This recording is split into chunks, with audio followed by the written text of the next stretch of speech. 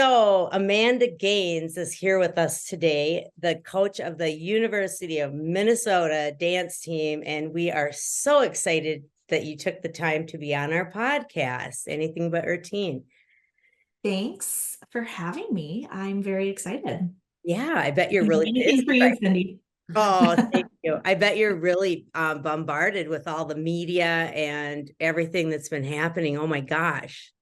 Yeah, those couple of weeks after nationals were crazy. I think, I usually I get bet. to Florida and I'm like, okay, we're just gonna like relax um, and I deleted TikTok when I was down at nationals. So I didn't really realize how much things were like kind of taking off. And then Right. we started getting like some emails and requests from people being like, hey, we want to do like interviews, you're going viral. And I was like, what do you mean? So it's been really fun to see the team get the recognition, to see people that are not dancers really start to appreciate like, this thing that we've known about forever. Long time, right. So it's been a really cool opportunity for just like education around like what our sport is, what these athletes do. And like I said, just the recognition for the team feels like it's a long time coming. So it's been exciting Right. for them. Totally a long time coming. And for the sport in general, I mean, it's just Mhm. great. I loved all the news media. My gosh, you're on Good Morning America, Today Show, all the Minneapolis stations. It was just incredible. So cool. What do you think was the tipping point that made it go viral? Like, do you know, is there? That's a good question. I don't. I think, there's something, it's so hard to like, that's not something you can plan into or predict, right? No, I no, think not at all, we so. knew the routine was special. We knew like, the aerial turn, I think was kind of the thing that people were going wild about. Like we knew that was an impressive skill. Yeah. And so, the fact that it has kind of gone viral and people are like appreciating, not just that part of the routine, but kind of, Right. all the different elements. It's just been really cool. But yeah, it's like that's not really something you can plan Right. into. You Like can we predict knew that it. turn section was impressive, but Yeah, I Right. did not yeah. anticipate it was going to have this kind of impact. Oh my gosh, I remember seeing you guys at, well, Best of the Best, but then the next day at Edina, and the guy that was running the music said, I have never, and he's, probably more my age, and he said, never in the history of me running a competition has the decibel level been as high as it is today with everyone screaming. It was just Yeah. so amazing. So that's so neat. And I thought it was so neat for the high school kids to be able to see you guys. It's just incredible. It is so cool. So let's back up a little bit. Can you just tell me a little bit about your history, like where you danced, where you grew Yeah. up? Yeah. So I grew up in Minnesota. I danced at the dance shop before it kind of merged with Summit. So it's now Summit Dance Shop. And then I was a Trojet. I went to Wayzata, was coached by, the one and only Swig, Yep. and Megan Johnson. So that, I was kind of this homegrown kid that growing up really actually had no intention of staying in Minnesota for college. I was going to go to New York. I was going to go to LA. I was going to go anywhere but here. And then as I really started to actually like look at what I wanted to do, I realized the University of Minnesota and dancing at Minnesota was what I wanted to do. And so went to the U of M and graduated from the U of M and then started coaching the year after I graduated, assisted Amber Jackson for 4 years, and then took over as head coach for 4 years, and then thought I was retiring, was ready to kind of pursue my corporate career a little bit more because I do work a full-time, corporate job outside of all this dance stuff. And so did a year where I really like was just a super fan alum. And then after a year started doing choreography for nationals. So choreographed for 2 years and then ended up coming back. So this was year 4 back. So was that Wow. 20 years total coaching? But yeah, it's been a wild ride. Oh, Awesome. So, well, you trained at a lot of great places. And of course, your high school coach is one of my best friends. And I always felt like when we got kids on camp staff who had been from Wayzata. They had work ethic and they had just integrity and pride. And that's something that she really instilled in you guys. And there's been many a graduate from that program that have gone on to big things. You know, that's really cool. So the dance Dream On, you know, it was self-choreographed, I heard, by the kids. I don't want to say self, but internally choreographed. That was a risk. That was a big risk. And, you know, were you nervous? Were you like, oh, what are we doing here? And yeah. So Tia, my assistant coach, and I, it was actually last spring, we had kind of decided, hey, I think we want to have the team choreograph nationals. The team has done, you know, our camp routines for, you know, as many years as I can remember, decades, right? So we knew they had the ability. And so we were like, you know what, let's do it. Because we weren't really sure what direction we wanted to go. And so we were like, all right, I think this is going to be it. And, you know, even choosing a song, like we kind of, you know, we had a couple of different ideas that we were bouncing around, had done some edits of some other things, and then kind of had this idea. We were like, oh gosh, do we bring Dream On back? And we shared that with the seniors. They were so excited. And so that it was one of those moments where I think, you know, as coaches, like you get an idea and you're like, okay, this is the idea. It was just like one of those moments. yeah. The process was different for sure, right? Like usually with a nationals routine, you'll have a choreographer come in like over a weekend or for like two or three nights, and you know, you work for those, you know, those small set of days, and then you have a routine, and obviously it evolves throughout the season. But with doing it ourselves, and you know, we really wanted to try to allow as many people as possible to have a voice and kind of find their role in the process.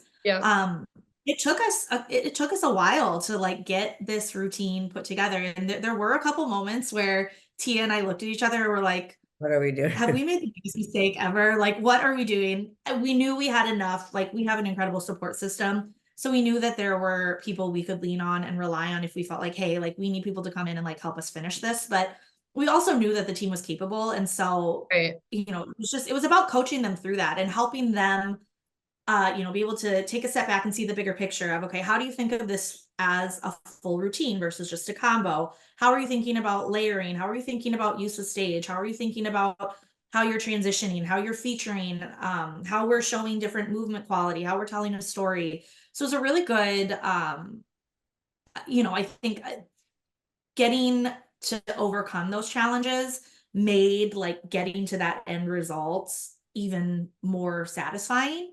And I think it just gave them an even bigger sense of pride. You know, I feel like the team always has so much pride about the product that they put on the floor, but knowing that it was a routine that they really had true ownership of, I think made it even more special.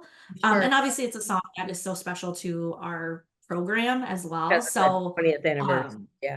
yeah, 20th anniversary of the team competing that routine originally. So yeah, it was, you know, it was a unique process. We learned a lot. You know, in hindsight, I probably would have done a million things differently in terms of how I like prepped and approached the process. But you know, that's what it is. Like no matter how long you've been coaching, you're continuing to learn, continuing to pivot, right? And so we talk about that all the time. Learned a lot. But I think the end result, like regardless of final placement, the fact that it was a routine that they were so proud of, that they created, that like had their, you know, their mark on, it was really cool. That's so cool. Very cool. We had so much fun getting to be there in person because believe it or not, neither of us had ever been, well, you did a long time ago, but had never been to college nationals. So it was fun to be there and see it. It is. I don't remember who I was talking to, but I was like, it's kind of like Bring It On, right? Like you don't really know what to expect, and then you're like, am I in Bring It On right now? But it is such a cool environment, such a cool venue, like just so much energy and excitement. The vibe is just it is really fun. A very unique event that you kind of have to like be there to appreciate for sure. Right. For sure. So tell me about what is your how does your team deal with nerves, and how do you deal with that and the pressure? Yeah. it's kind of a real, tough right? question. Like, Yeah, it's very real. it's very real. We talk a lot about how nerves and excitement are like two sides of the same coin. And so, Well, like, you know, being nervous, it isn't a bad thing. Like, it means that Right. you care, right? But being nervous is just another form of having excitement about what you're Right. going to do. So we focus a lot on, or we talk a lot about focusing on the things that we control. So we can't control what other teams are putting on the floor. We can't control what the floor is going to feel like, right? Like, we can't control if there's a little bump in the marley or there's Right. a slippery spot on the floor, right? Like, there are so many things that we can't control, but what we can control is how we react to things that happen on the floor, how we carry ourselves, how we prepare, and how we talk to ourselves mentally. So a big thing that we try to do, and it's so much easier said than done, but you know, we really try to keep our mental focus on like the things that we want to have happen. So instead of, you know, saying things like don't hop on your turns, or don't miss your spot, it's focus on pressing my shoulders down, you know, focus Yep. on getting to my formation on count 3. So it's like flipping that script to talk to yourself in a positive way versus focusing on the things that you don't want to do. I think that just helps add like an added layer of confidence. I think when it comes to nerves too, like, we talk a lot about consistency. And so for us, the goal this year was about being really consistent in all of our performances. And so consistency comes from like practicing hard and practicing the way that we want to perform. Because then every time you practice, every time the music's on, every time you're doing it, you are just like adding strength to what you know you're capable of. So that way when the Right. music comes on, it's not about having to do anything different. It's just doing what you always do. You're just maybe in a different venue. You're in front of more people. You're, you know, like, you maybe have judges in front of you this time, but about like that consistency piece is so key in building confidence and like trying to minimize the nerves that are inevitable to happen. Like, right. I always you feel care like about what you're doing, so you're going to be nervous. right. I always feel like what's so hard with college versus Okay, like high school dance team. Oh, can you hear me? Sorry. Like with college Yeah. versus high school dance team is the, like, you guys don't compete as much as you do like in high school, or get out to perform quite as much. So it's almost like you're at nationals and here we go. We have only done it a couple times in front of a true audience. So is that scare factor? For sure. Like, it is, that's why I think like it's been so great. The Minnesota community like is so fortunate because we get to have events like Best of the Best, like Right. the Edina 8. We all do send-off performances because Best of the Best is probably a bigger crowd than what we perform to at nationals even, Right. right? Yeah, Like, there's probably it's more amazing. people at Best of the Best than in the venue at nationals. And Yep. so getting those moments where you get to kind of put yourself in that pressure situation is so value added. Because yeah, it's so hard. You get down to nationals and all of a sudden you get judges' feedback for the first time, and you're like, well, I compete again in 10 hours, so I don't know what I'm supposed to, you know what I mean? Like, how do Yeah. I manage this feedback? How do I try to, you know, be smart with how I'm, you know, working on the score sheet, Right. knowing, you know, the limitations with our schedule, and like, you know, we're in the parking lot, you know. So those performances before you get down to Florida are so value added. And like I said, we are so lucky in the state of Minnesota to have such an incredible support system where people do come out to watch all of these college teams and like create that environment that you can't replicate in a practice. And so it really does set you up for success when you get down to Florida. And you guys have created that though. I mean, the Best of the Best, I think I was not at the first one, but it's become kind of an iconic thing that everybody wants to do. It is wild how much it has grown. Yeah, I can't believe, you might have to even go to, I couldn't believe how crowded it was this year. This year, even compared to, so I wasn't there last year because I was still in Florida. And then coming back this year versus 2 years ago, I was like, oh my goodness, this is so huge even compared to 2 years ago.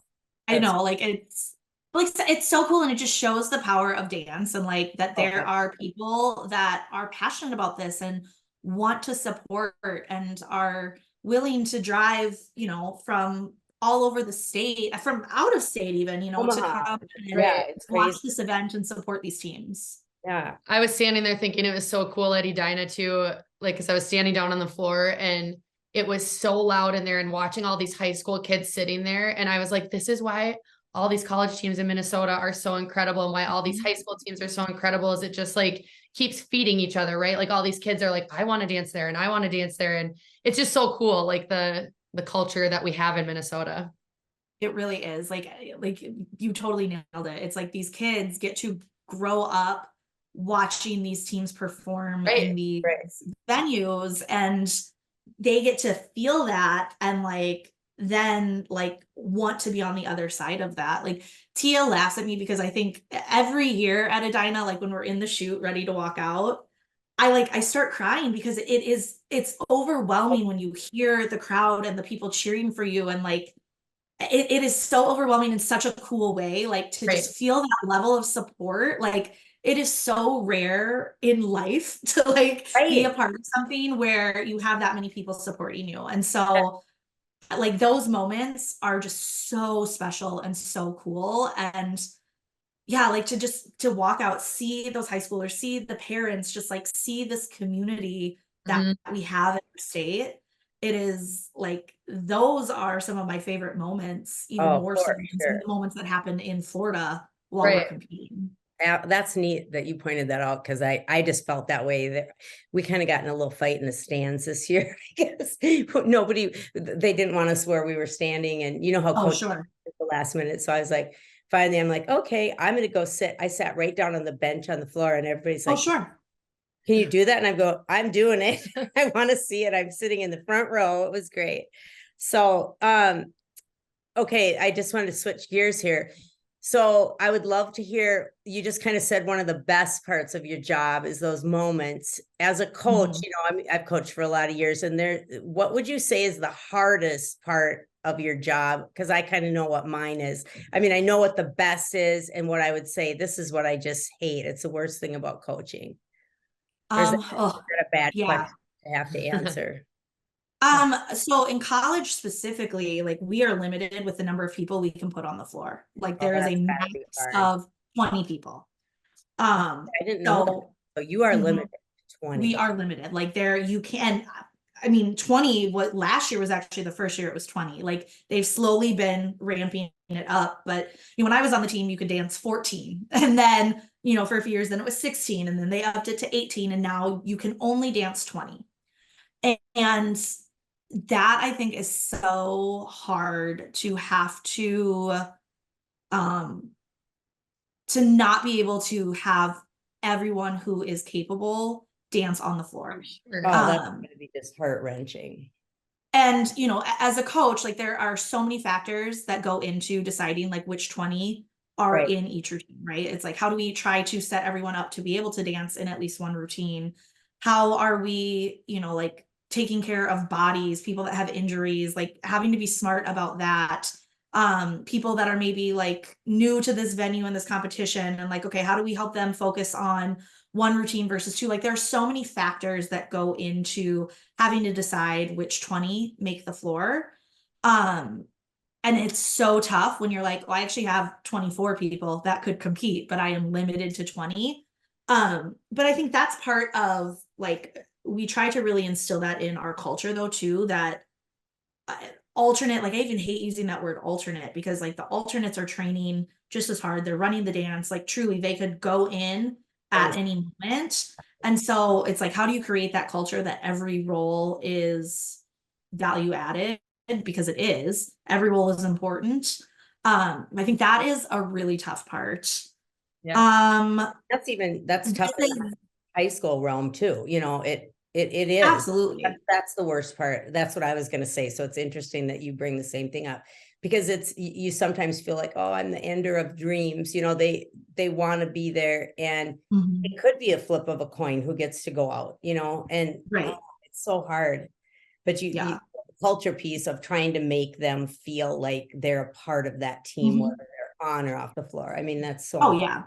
yeah. Like every role that is played by every team member, like, is critical to the success. And Right. Oh, so, totally. Yeah. like, you have to have those people that are hungry and willing to work even outside of formation, because who knows when that moment's going to come when they go in, Yep. and Well, I think that goes along even with like the recruitment or like tryout process too. Like, I know I remember how bad I wanted to be on this team, right? And I see these kids that come to clinics year over year and they are so passionate about wanting to dance at Minnesota or wanting to dance on whatever team it is that they feel passionately about. And again, we are limited with the number of spots that we can have each year. And like, that is such a tough part, like, as Yeah. we're assessing, like, who's the right fit for the team. Cause I always say too, it's not just about the best dancer, it's about the right dancer for the team. right. And like those conversations, having to have conversations of like, I know this is something that you're so passionate about, but we're not going to be able to offer you a roster spot. Like, that it breaks my heart. But again, we have such an incredible community in Minnesota. And I'm also really fortunate to know a lot of coaches across the country that, like, I may be a party of one in some of this, but like, if Minnesota's not the right fit for a kid, like, I want to help them find the right fit. And I'm happy to like speak on their behalf to other coaches, because I also know like there are a lot of kids, even local kids, that are like, I don't want to stay in Minnesota. And it's like, okay, that's great. Like, how can I help you pursue your dreams elsewhere, right? And so I really do like try to be a resource in that way, knowing that I can't give everybody a spot on my team. Yep. How can I help set them up for success? How can I help them make connections elsewhere so they can still pursue their passions, even if it's not on my team? Oh, that is really cool. That is really cool.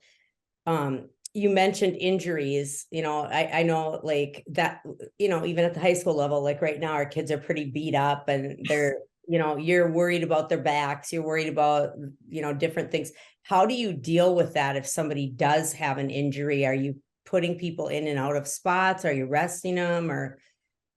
Yeah, it really varies. So we are lucky to have a really amazing athletic trainer with our program who she was actually a cheerleader. So she kind of gets a little bit like what we Yeah. do, right? She's familiar with like our competition. Um, and she has actually been amazing with like learning about dance specifically too. And we've actually been so fortunate over the years that most of our athletic trainers, as they've kind of come and gone, have really invested in trying to learn about like what is dance and what do dancers need that's maybe a little bit different than a soccer player or a football Right. player. So Right. It is different. it is different. And I think as coaches are constantly fighting for resources like that, getting the resource is step one, but getting that resource to then understand what is special and unique about what we do is part two, because like the needs are so different. So It's we so work different. we work really closely with our athletic trainer on that. So it is kind of a case by case basis. Sometimes there are situations where it's like, hey, you're actually just gonna like, you just need to rest for a week, or you just need to modify this skill for now, or hey, we actually are going to have you sit out and have somebody go in form, because what's most important is that you're resting, and we don't have a set date on when you're going to be able to come back. So it really is kind of a case by case basis, but my priority is their long-term health, right? Like, I know as kids, like their priority is how do I dance at nationals?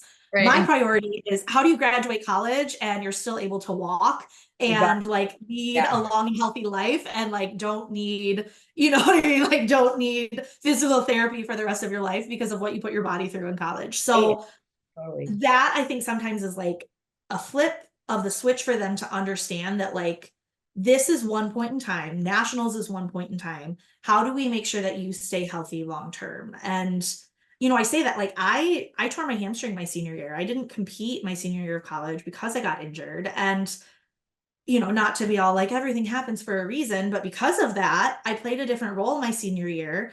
And that was what kind of sparked Amber to ask me to stay on as an assistant coach after I graduated. And so had I not gotten injured, I don't know that I would have gotten asked to stay on and be an Right. assistant coach. And so I also feel similar. Like I got hurt when I was a senior, and let's Yeah. say it was not like it is now. But I started watching all the time, and I realized I have an eye for watching that. And you know, I ended up like helping coach as a senior because my coach wasn't very dynamic, should we say. And she was almost afraid to tell the kids things, you know. So I'd be the one saying it, and that's kind of how I got into that. And it is sometimes meant to be, you know. Right. So it's like you have to help them see the bigger picture sometimes of like, yes, you want to dance at this competition, you want to dance at this performance, but like I actually want you to be able to dance all summer. And if we push you right now, that's not gonna happen. And so it's such a balancing act. And you know, there have probably been times as a coach where I've gotten that balancing act wrong and we've pushed kids too hard, or they probably were more capable than we gave them credit for. You know, it's like you can always look back and be like, oh, I probably should have handled that situation a little bit differently. But for me, it's really like we partner closely with that trainer and we think long-term health. And you know, it's so hard, like you said, like you guys are, you know, you're a week out from state, bodies are like feeling like we got down to Florida and we're like taped together with band-aids and safety pins, our bodies. So I know, you know, one time our trainer was like, do you have to do it full out all the time?